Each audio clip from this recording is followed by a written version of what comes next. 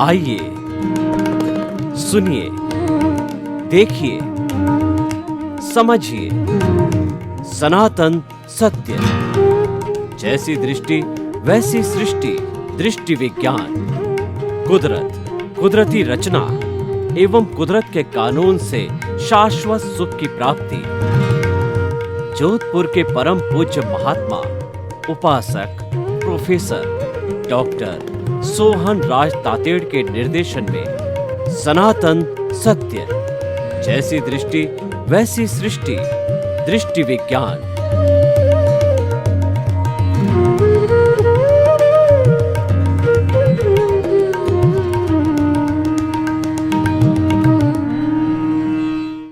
भाई और बहनों, मातृशक्ति को नमन। आज का हमारा बहुत सुंदर विषय, धर्म एक सुरक्षा कवच। सुरक्षा कवच किसे कहते हैं? कि जिस दायरे में, जिसके भीतर रह करके हम अपने आप को सुरक्षित महसूस करते हैं और बाहर की कोई भी विपत्ति से हमारा बचाव हो जाता है। आपने रामायण में देखा होगा कि जब राम के ऊपर या लक्ष्मण के ऊपर जब बाणों की वर्षा कर रहे थे, जो है रावण या उनके दूसरे पुत्र, तब कई बार सुरक्षा कवच बन जाता था। अग्नि छोड़ी जाती थी तो सुरक्षा कवच बन जाता था और वो सुरक्षा कवच में रह करके राम लक्ष्मण या जो भी लड़ने वाले थे वो सुरक्षित हो जाते। लव कुश को देखिए, लव कुश को गुरुजी ने जो बाण विद्या सिखाई उसमें सुरक्षा कवच की भी विद्या थी कि बाहर से कोई विपत्तिकारी चीज़ फेंकी जाती है, जैसे अग्नि या वगैरह है जो कि जला सकती है, तो उससे जो है सुरक्षा करने के लिए सुरक्षा कवच बनाया जाता है। हमारा जो ये बॉडी है, इस बॉडी के ऊपर भी अगर हम ईश्वर का चिंतन रखते हैं भीतर, तो सारी बॉडी के ऊपर एक इंची या 2 इंची दूरी के ऊपर एक पूरा गोलाकार बन जाता है, जिसके भीतर हम रहते हैं और हम बहुत सुरक्षित महसूस करते हैं। कोई तांत्रिक विद्या है, जादू है या टोना है, ऐसी चीज़ें हमारे पर अमंगलकारी चीज़ छोड़ी जाती है तो वो अमंगलकारी चीज़ हमको प्रभावित नहीं कर सकती है, क्योंकि हम सुरक्षा कवच के अंदर है। देखिए कि ये जो लोग सोल्जर्स होते हैं जो लड़ाई के मैदान में जाते हैं, ये बुलेट प्रूफ जो है जैकेट वगैरह पहनते हैं। जो है वो जैसे जो दानवीर कर्ण था, उसके जो है पूरा जो कवच था वो एक सुरक्षा कवच था। तो उसके कारण वो अभेद्य था, वो मारा नहीं जाता था। तो सुरक्षा कवच है, हमारी हर दृष्टि से सुरक्षा करता है। तो धर्म को भी एक सुरक्षा कवच बताया गया है। इसका हम आज विवेचन करेंगे। सबसे पहले तो हम विवेचन करेंगे धर्म किसे कहते हैं। धर्म की बहुत सी परिभाषाएं मिलती है। एक परिभाषा है कि धार्यति इति धर्म, जो धारण किया जाए, आचरण में लाया जाए, जीवन में उतारा जाए, उसको धर्म कहा जाता है। जैसे कि मैं झूठ नहीं बोलूँगा, ये जीवन के अंदर एक संकल्प लिया तो ये धर्म की परिभाषा में आ गया। मैं किसी को निरपराध प्राणी को कष्ट नहीं दूंगा, ये जो है वो धर्म की श्रेणी के अंदर आ गया, संकल्प की श्रेणी में आ गया। मैं अनावश्यक पेड़ पौधे नहीं काटूंगा, ये संकल्प की शक्ति में आ गया। इसमें दूसरे का अहित न करने का संकल्प है, तो इसको जो धारण किया, इसीलिए धार्यति इति धर्म। दूसरा वस्तु सहाउ धर्म, वस्तु के स्वभाव को भी धर्म कहा जाता है। ऐसा कहा जाता है कि एक वस्तु का अस्तित्व अनेकांत धर्मात्मक होने के कारण ही है। उसमें कई विरोधी धर्म एक साथ रहते हैं वस्तु के अंदर, जैसे कि मोशन भी रहता है, रेस्ट भी रहता है, और उसका जो स्वभाव भी रहता है, उसका गुण भी रहता है। बहुत से जो है एक दूसरे के विपरीत स्वभाव के गुण हैं, वो वस्तु में रहते हैं, तभी वस्तु जो का अस्तित्व है एक जैसे गुण रहे तो वस्तु का अस्तित्व नहीं हो सकता है। तो इस चीज से वस्तु के स्वभाव को गुण कहा जाता है। कैसे? मान लीजिए अग्नि है तो उसका स्वभाव है जलना जलाना, तो अग्नि के अंदर हाथ डालेंगे तो हमारा हाथ जलेगा, वहाँ हम अपेक्षा करेंगे ठंडक मिलेगी, नहीं मिलेगी। ठंडा पानी है उसके अंदर हाथ डालेंगे और हम अपेक्षा करें कि यहाँ पर जो है हमको जो है वो गर्मी मिलेगी, नहीं मिल सकती, वहाँ तो शीतलता ही मिलेगी। नीम के पत्ते खाएंगे तो वो तो कड़वे कड़वाहट आएगी। नीम को आप 100 घड़ों से सींच लो फिर भी कभी भी उसके पत्तों में कड़वाहट नहीं जाती है, क्योंकि उसका धर्म है। तो वस्तु के स्वभाव को धर्म कहा जाता है। दुर्जन व्यक्ति होगा वो हमेशा दुर्जन करेगा, सज्जन व्यक्ति होगा चाहे कितना भी कष्ट आए अपनी सज्जनता नहीं छोड़ सकता, क्योंकि वो उसका स्वभाव है। तो इसलिए वस्तु साहु धर्म। और एक परिभाषा होती है कि आत्मशुद्धि साधनम धर्म, एक ऐसा साधन जिससे आत्मा की शुद्धि हो। आत्मा पर जन्म जन्मांतर से कर्म रज कॉजल बॉडी लिंग शरीर और कार्बन शरीर लगा हुआ है, इसको धोना, इसको मिटाना, इसको समाप्त करना है। वह सारा जो है वह समाप्त किया जाना चाहिए। तो वह हमारे धर्म की क्रिया के अंदर आता है। तो इसीलिए उसके वो धर्म एक ऐसा साधन है, धर्म एक ऐसा साबुन है कि जिसको कपड़े पे लगाया जाए तो दाग मिट जाते हैं। उसी तरह से कर्म रज को धोने के लिए धर्म जो एक बहुत बड़ा साधन है। तो और भी बहुत सी परिभाषा हो सकती है, लेकिन हमारे कहने का अर्थ होता है कि धर्म मंगल करने वाला होता है। सत्यम शिवम सुंदरम, शिवम करने वाला होता है, मंगलकारी होता है वो धर्म है। धर्म कभी अमंगलकारी नहीं हो सकता है। अगर वो अमंगलकारी है तो वो धर्म नहीं है, अधर्म है। इसलिए हम पूर्ण विश्वास कर सकते हैं कि धर्म के द्वारा हमारा हमेशा मंगल होने वाला है। और हमारी भारतीय संस्कृति धर्म प्रधान संस्कृति है। हम आर्यों की संतान हैं। हमको प्रारंभ से ही ऐसे संस्कार दिए गए हैं कि धार्मिक जीवन जियो। धर्म की प्रधानता में हमने भौतिक चीज़ों के साथ साथ में आत्मा को भी तवज्जो दिया। आत्मा को केंद्र में रख करके जो व्यवहार किया जाता है वह धार्मिक व्यवहार होते हैं, क्योंकि धर्म की धुरी आत्मा में है। तो और धर्म जुड़ा हुआ अहिंसा से। अहिंसा का प्रश्न कब खड़ा होता है? जब जो है किसी को दुख देना या न देना, दुख देना अहिंसा है और दुख न देना अहिंसा है। तो ये प्रश्न कब खड़ा होगा? जब हमारे पास चेतन तत्व होगा तभी उसको दुख देना न दुख देने की बात आएगी। जड़ तत्वों के तो कोई दुख होता ही नहीं है। जो पुद्गल है उसके न तो दुख होता है, न जो है उसके अंदर किसी तरह की फीलिंग होती है, न कोई संवेदना होती है।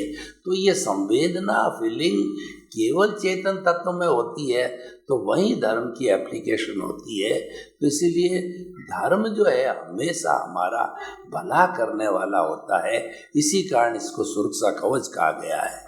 और ऐसा भी कहा गया है कि धम्मो मंगल मुख्य टंग अहिंसा संयमोत्तम। धर्म एक उत्कृष्ट मंगल है। कौन सा धर्म? जिसमें अहिंसा हो, संयम हो और तप हो। अहिंसा के लिए कहा गया है कि सर्वभूतेषु संयम अहिंसा। जितने भी जीवित प्राणी हैं उसके ऊपर संयम करना, यानी उसको किसी तरह का कष्ट न देना, दुख न देना, वो संयम कहलाता है। तो सर्वभूतेषु संयम अहिंसा, समस्त जीवित प्राणियों को कष्ट न देना, ये अहिंसा कहलाती है। अहिंसा एक माँ है। अहिंसा के लिए तो कहा गया अहिंसा सब भूय के मन करी। अहिंसा सबका कल्याण करने वाली है, प्राणी मात्र का कल्याण करने वाली अहिंसा है। और इसीलिए सारे धार्मिक जितने भी ग्रंथ है अहिंसा माँ की कोख से जन्मे हैं। अगर धर्म में से अहिंसा शब्द को निकाल दिया जाए तो धर्म शून्य हो जाता है, वो अधर्म बन जाता है, धर्म की कोई वैल्यू नहीं होती है। तो इसीलिए जहाँ जहाँ पर धर्म है वहाँ वहाँ अहिंसा है, और जहाँ जहाँ पर अहिंसा है वहाँ कल्याण ही कल्याण है।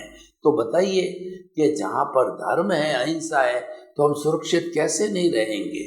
मान लीजिए हम किसी कॉलोनी के अंदर रह रहे हैं, वहाँ के लोग सज्जन व्यक्ति है, धार्मिक व्यक्ति है, तो वो लोग किसी को कष्ट नहीं देना चाहेंगे, तो हम सुरक्षित हो गए, हम तो आनंद की जिंदगी जीने लग गए।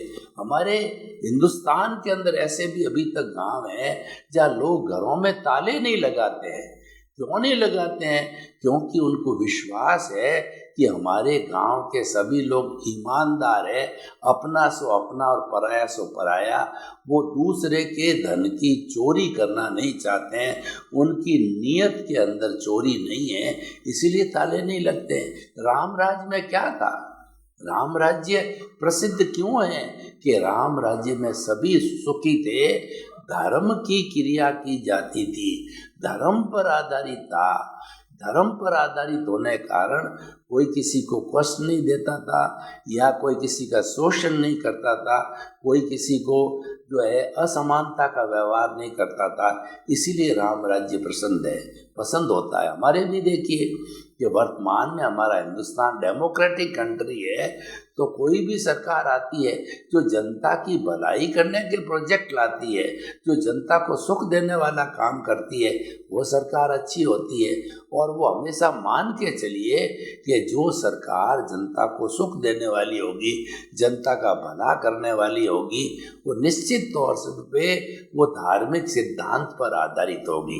मैं आपको बताना चाहता हूँ, आप धर्म को माने या ना माने, आप मंदिर जाए या ना जाए, आप सामायिक करें या ना करें, आप उपासना करें या ना करें, लेकिन आपने अगर नैतिकता की देवी को अपने प्रतिष्ठान के ऊपर बिठा दिया जाए, जैसे हम सरस्वती देवी और लक्ष्मी देवी की फोटो लगाते हैं, वहाँ आपने नैतिकता की देवी का जो है कहना चाहिए स्थापना कर ली, यानी आपने अपने दुकान में या फैक्ट्री में नियम बना लिया कि honesty is the best policy, उसका पालन करते हैं, यानी आप नैतिक है। नैतिक का अर्थ ये हो गया कि आप रीजनेबल मुनाफा लेंगे, और जो आप क्वालिटी कहेंगे वही देंगे, आप हेरा फेरी नहीं करेंगे, आप झूठा माप तोल नहीं करेंगे, तो विश्वसनीय हो जाता व्यक्ति। ये विश्वसनीयता कौन लाता है? ये विश्वसनीयता धर्म लाता है, और धर्म का पालन करने वाले, जैसे मैं यहाँ कोट करना चाहूँगा, जैसे जैन साधु को मान लीजिए, तो जैन साधु तो पूर्ण अहिंसक होते हैं, हिंसा करनी नहीं, करवानी नहीं, अनुमोदनी नहीं, मन से नहीं, वचन से नहीं, काया से नहीं। तो ऐसा तो कल्याणकारी व्यक्ति होता है। उस कल्याणकारी व्यक्ति के सामने अगर हम कोई रहस्यमय या हमारे तकलीफ की बात करते हैं तो उसका सॉल्यूशन मिलता है, और वह बात गोपनीय रहती है, क्योंकि उसको तो अहित करना ही नहीं है, वो तो सिंगल साइडेड चलता है। हित का काम करने के लिए ही उन्होंने संन्यास लिया है, वो तो परमार्थी है। मैं उन भगवानों की बात नहीं करता जो वेशधारी तो साधु है, लेकिन भीतरी व्यक्ति अनैतिक कार्य करते हैं, कुकृत्य कार्य करते हैं, तो ऐसे लोगों का भविष्य भी अंधकारमय होता है। और ऐसे जो है लोग हैं वो आज सलाखों के पीछे जो है सड़ रहे हैं। तो इसका अर्थ ये हुआ कि धर्म जो है एक वास्तव में सुरक्षा कवच है, और वह जब हमको सुरक्षा कवच मिल जाता है, देखिए हमारी जो इस गति में और परगति, दोनों गति के अंदर हमारा कल्याण करने वाला धर्म होता है। इस उदाहरण के तौर पर मैं आपको बताना चाहता हूँ कि मान लीजिए कि हमने जो है चिंतन किया कि मैं एवरी टाइम पॉजिटिव थिंकिंग के अंदर रहूँगा, कभी भी नेगेटिव थॉट्स नहीं लाऊंगा। अब आपका फ़ायदा देखिए कि जो ही आपने ये संकल्प किया और पालन करते रहते हैं, कैसी भी परिस्थिति आती है आप पॉजिटिव रहती है, तो आप दुख में से सुख कि सुख निकालने की कला जान गए, आप ध्यान में नहीं जाएंगे, आप लेट गो कहेंगे, आपके जो भुगतान जो चल रहा है, क्योंकि ये भुगतान के पूरा जीवन भुगतान के वशीभूत है, कुदरत के अधीन है, तो जो कुछ भी चल रहा है वो आपने ये मान लिया कि ये चलेगा, उसमें मेरे द्वारा परिवर्तन करने की कोई गुंजाइश नहीं है, मेरे पास पावर भी नहीं है, तो ये चलते रहने देते हैं हम। तो हम क्या करते हैं कि न्यूट्रल हो जाते हैं। ये कब होता है? ये सारा धार्मिक क्रिया से होता है। और देखिए, जहाँ जहाँ पर धार्मिक क्रिया होती है तो वहाँ पर संवर होता है, और संवर के साथ निश्चित तौर पे जो है वह निर्जरा होती है। धर्म की क्रिया में संवर का अर्थ हो गया कि निश्चित तौर से निर्जरा होगी ही। निर्जरा का मतलब है कर्म शरीर हल्का पड़ना, कर्मों का कटना, कर्मों का खपाना और आत्मा का शुद्धिकरण होना। जैसा हमने परिभाषा दी थी कि आत्मशुद्धि साधनम धर्म, तो वो ऐसा साधन है जो आत्मा की शुद्धि इसीलिए करता है, उसके साथ में संवर जुड़ा हुआ है, प्रत्याख्यान जुड़ा हुआ है, प्रायश्चित जुड़ा हुआ है। धार्मिक जो कार्य होते हैं या धर्म के जितने भी हमारे अंग होते हैं, उसके अंदर शुद्धिकरण की प्रक्रिया होती है कि व्यक्ति गलती कर लेता, टू एड इज ह्यूमन। मानव जो है, व्यक्ति जो है वो गलती का पुतला है, लेकिन गलती तो हो गई, लेकिन हर समस्या के साथ में समाधान छुपा हुआ होता है। कोई भी जीवन की ऐसी समस्या नहीं है कि उसके साथ समाधान न हो, उसको ढूंढने वाला चाहिए, उसकी पैनी नज़र है, समाधान की तरफ जानी चाहिए। तो जब आपने जो है वह समस्या को देख लिया कि इस तरीके की समस्या है, तो आप सहज ही समाधान निकाल पाओगे और जीवन की गुत्थी को हल कर दोगे। ये होता कब है? जब हमारे भीतर जो है धर्म का अवतरण होता है, और धर्म का अवतरण दोनों तरफ से होता है। एक तो अर्जित होता है और एक नैसर्गिक होता है। नैसर्गिक का अर्थ होता है कि पूर्व जन्म में आप कोई धार्मिक व्यक्ति रहे हुए हों और उसका जो है आपने धार्मिक कॉजेस डाले हुए हैं, तो आज आपको धार्मिक रिजल्ट मिलेगा। यानी आप धार्मिक व्यक्ति बन के रहोगे, आपके जीवन भर की एक्टिविटी धार्मिक रहेगी, आप किसी अपराध में नहीं जाओगे, आप आतंकवाद में नहीं जाओगे, आप गलत काम के अंदर नहीं जाओगे, आप जो हमेशा गलत कामों से डरते रहोगे। जो धार्मिक होता है वह व्यक्ति गॉड फियरिंग होता है, ईश्वर से डरता है, पाप से डरता है, क्योंकि जो है उसको पाप और धर्म का स्वाद पिछले जन्म में होकर के आया, इसीलिए वो डरता है। तो भाई और बहनों, धर्म एक संजीवनी है। धर्म एक जो है वो हमारी पारस मणि है, ये नंदन वन है, ये कामधेनु है, ये वैतरणी नदी है। तो जब हमें इस धर्म में जीव को रमाना चाहिए, क्योंकि इसमें फायदा ही फायदा है, नुकसान की कोई गुंजाइश नहीं है। आप इसके अंदर जो इस हाथ दे और इस हाथ ले, आपने जो ही धार्मिक क्रिया करी, तो ऐसा बताया जाता धार्मिक ग्रंथों में, हर धार्मिक क्रिया के साथ में पुण्य का बंध बाई प्रोडक्ट के रूप में होता है, और उसके बाद के अंदर साथ साथ में निर्जरा भी होती है। मैं आपको उदाहरण देना चाहता हूँ कि जैसे मान लो आप गेहूँ की खेती करना चाहते हैं, तो गेहूँ की खेती के लिए गेहूँ को उगाया, लेकिन गेहूँ के साथ साथ में आपको खाकला, तूड़ी वगैरह वो मिलेगी, वो तो बाई प्रोडक्ट के रूप के अंदर मिलती है। उसके खाकले के लिए या तूड़ी के लिए हमने गेहूँ की खेती नहीं की है, वो तो मिलती है, वो पुण्य है, और पुण्य से सब काम होते हैं। जीवन के जितने भी अच्छे कार्य होते हैं वो पुण्य से होते हैं, और पुण्य मिलता है धर्म से। तो मैं आपको ये कहना चाहता हूँ कि धर्म एक ऐसी संजीवनी है कि उससे आप जो चाहोगे वो मिलेगा। मतलब 100 बीमार एक अनार, एक जो 100 बीमार होते हैं और अनार का जूस 100 को ही पिला दो तो वो व्यक्ति काफ़ी हद तक स्वस्थ हो जाते हैं।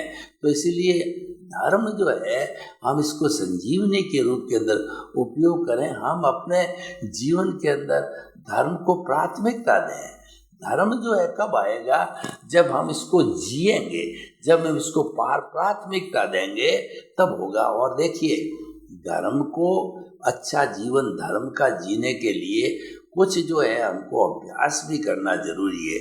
मैं आपको 2-4 जो है ऐसे अभ्यास बताना चाहता हूँ कि जो अगर हम लागू करें, क्योंकि थ्योरी अपनी जगह है, थ्योरी तो होता है, वो सिद्धांत होता है, लेकिन जब तक वो एक्शन में नहीं आता है तब तक उसका रिजल्ट नहीं मिलता है। आपके जितने भी कषाय है, यानी क्रोध है, अहंकार है, माया है, लोभ है, यही सब कुछ जो है बुरा करने वाले होते हैं।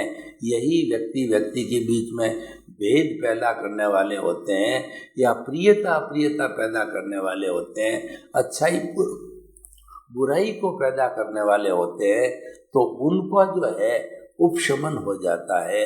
तो वो कषाय जो है का उपशमन हो जाने से हमारा काम हो जाता है, यानी धर्म एक सुरक्षा कवच बन जाता है। और ये कब बनता है कि धर्म को विफल करने वाला कषाय क्षीण हो गया, तो हमारा कषाय राग द्वेष जितना कम होगा, उतना उतना हमारा धर्म जो एक अच्छा सुरक्षा कवच बनेगा और हमको जो है वो आनंद देने वाला बनेगा। तो मैं आपको ये बताना चाहता हूँ कि आप जीवन में और भी अनेक प्रयोग हो सकते हैं। प्रयोग करके इस सत्य पर पहुँचिए कि जो है वो हमारा जो हमारा कहना चाहिए कि धर्म है वो सुरक्षा कवच बनता जा रहा। हमारे श्वास की संख्या घटती जा रही है। जितना आप श्वास की संख्या को प्रति मिनट कम करेंगे, उतना हमारा राग द्वेष क्षीण होगा, कम होगा। और हम जो है वो अपना, जब राग द्वेष क्षीण हो गया तो कोई प्रॉब्लम आने वाली नहीं है। जो प्रॉब्लम करने वाला है वो हमारा राग द्वेष है। यही हमको जन्म जन्मांतर के अंदर भटकाता है। अगर राग द्वेष को हमारी आत्मा से शून्य कर दिया जाता है तो ये आत्मा एक क्षण भी शरीर में बॉन्डेड के रूप में नहीं रहेगी, वो तो स्वतंत्र हो जाएगी। और जो है वो स्वतंत्र होकर के और सिद्ध शिला में जाकर के विराजमान हो जाएगी। तो हम ये कहना चाहते हैं, अगर आप सुरक्षा कवच में रहना चाहते हो तो आपको जो है धर्म करना चाहिए, धर्म की नीति को अपनाना चाहिए और धर्म को स्वयं करना चाहिए। और धर्म बहुत सरल है। धर्म को करने के लिए कोई बड़े हथौड़े नहीं या बड़ा पुरुषार्थ नहीं करना पड़ता है। धर्म को जीने के लिए मैं आपको 2 सूत्र बताता हूँ जो हमारा सनातन सत्य है, मुख्य 2 सूत्रों पर आधारित है। पहला सूत्र तो ये है कि मन, वचन, काया तथा उससे जुड़ी हुई हर अवस्था मीन्स हर अवस्था, चाहे कुछ भी हो, मन से सोचने का हो, वचन से बोलना का हो, काया से कोई भी काम करने का हो, तो मन, वचन, काया तथा उससे जुड़ी हुई हर अवस्था मात्र कुदरती रचना है और वो विनाशी है, वो नाशवान है। जो ये अवस्थाएं आती है वो संयोग से वियोग के साथ जुड़ी होती है। इसका कंट्रोल करने वाली क्रिएटर, ऑपरेटर और डिस्ट्रॉयर है, वह संयोग है। वो जो है वह करने वाली कुदरत है। तो उसके कारण जो है हम जो ये तो करती रहेगी, ऑटो मोड से चलती है और ये विनाशी अवस्था है और इसको विनाश करना भी और होता भी है। तो ये अवस्था विनाशी होने के कारण ये अपने ऑटो मोड से चल रही है। तो आपको इसमें कोई तरह की दखल अंदाजी नहीं करना है, बल्कि मात्र जानना और देखना होता है। देखिए, मात्र जानना और देखना बहुत सरल है अगर आपका अभ्यास सही हो तो। उसके साथ में कोई तरह का जो राग द्वेष के नए कर्म को नहीं जोड़ना होता है, लेकिन प्रैक्टिस न हो तो बहुत कठिन कार्य भी है। तो हम जो है वो उसको देखने लग गए, हम जो कार्य चल रहा है मन वचन काया का उसको देखने लग गए और वो अवस्था है वो विनाशी है और वो समाप्त हो जाती है। एक सिद्धांत ये। दूसरा है कि मन वचन काया से मुक्त, हमने इसको मुक्त कर दिया क्योंकि मन वचन काया को मात्र देखना है। तो मन वचन काया से मुक्त, ऐसा मैं शुद्ध आत्मा हूँ। आपके चिंतन की जो दिशा है वह जो रिलेटिव व्यू पॉइंट से राइट व्यू पॉइंट पे या रिलेटिव पुरुषार्थ से रियल पुरुषार्थ में आ जानी चाहिए। और रियल पुरुषार्थ के अंदर वो कब जाती है कि जब आपने अपना जो कर्ता पद है वो छोड़ करके अकर्ता बन गए, और अकर्ता के साथ साथ में जो आपका आत्मपद है वो स्वीकार किया। जब आत्मपद मिलता है और कर्ता पद समाप्त हो जाता है तो हमारा ये रियल पुरुषार्थ है, और हम जो है चेतना की ओर मुख कर लेते हैं। चेतना आगे बढ़ती रहती है, और चेतना के बढ़ने से एक बहुत बड़ा सुरक्षा कवच पैदा हो जाता है, जो कि धर्म का सुरक्षा कवच है। तो हम आपसे कहना चाहते हैं कि आप धर्म का सुरक्षा कवच पहन के जीवन को सुरक्षित बनाइए। आपके प्रति मंगल भावना, शुभकामना। आपका जीवन आनंदमय हो, मंगलमय हो, और आप सुख से अपना जीवन यापन कर आप सारे कर्म खपा कर सिद्ध मुक्त बने। आपके प्रति मंगल भावना।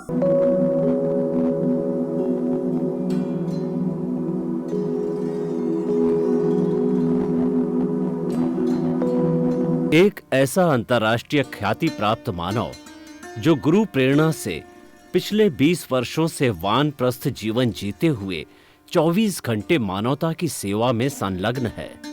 एक ऐसा मानव जो अभी राष्ट्रीय, अंतर्राष्ट्रीय टीवी चैनलों पर 7,500 एपिसोड के माध्यम से सनातन सत्य, आत्मविज्ञान एवं पुनरुत्थान, व्यवहार एवं निश्चय जगत के जीवनोपयोगी विषयों पर हृदय स्पर्शी प्रवचन कर चुका है। उस मानव का नाम है महात्मा उपासक प्रोफेसर डॉक्टर सोहन राज तातेड़। प्रोफेसर तातेड़ द्वारा योग, दर्शन, शिक्षा विषयों पर रचित पीएचडी स्तर के 250 शोध ग्रंथ भारत के 100 प्रतिष्ठित विश्वविद्यालयों में शोधार्थी पढ़ रहे हैं, तथा वे सभी शोध ग्रंथ वहां की सेंट्रल लाइब्रेरियों में उपलब्ध हैं। महात्मा सोहन राज ने अभी तक हजारों स्कूलों, कॉलेजों, विश्वविद्यालयों एवं संस्थाओं में सेमिनार, वर्कशॉप, कैंप लगाकर लाखों विद्यार्थियों को योग, दर्शन, शिक्षा का प्रशिक्षण देकर उन्हें सुसंस्कारित किया। डॉक्टर तातेड़ ने भारतीय संस्कृति उत्थान के 4000 से अधिक समसामयिक विषयों पर आर्टिकल लिखकर ऑनलाइन जर्नल, पत्रिकाओं, वेबसाइट्स पर प्रकाशित किया, जिसका उपयोग लाखों पाठक कर रहे हैं। उपासक तातेड़ के 5000 से अधिक आज का सुविचार, आज का शुभ संदेश, आज का मंगल भावना योग आदि चिंतन websites, Twitter, blogger, Facebook, YouTube माध्यमों से लाखों लोग अपना जीवन निर्माण कर रहे हैं। मानवता के मसीहा ऐसे महामानव महात्मा सोहन राज तातेड़ के प्रोफाइल को अभी तक विश्व के 20 लाख दर्शक यूट्यूब पर, 12 लाख गूगल पर एवं लाखों दर्शक फेसबुक, ब्लॉगर, ट्विटर और इंस्टाग्राम पर देख चुके हैं।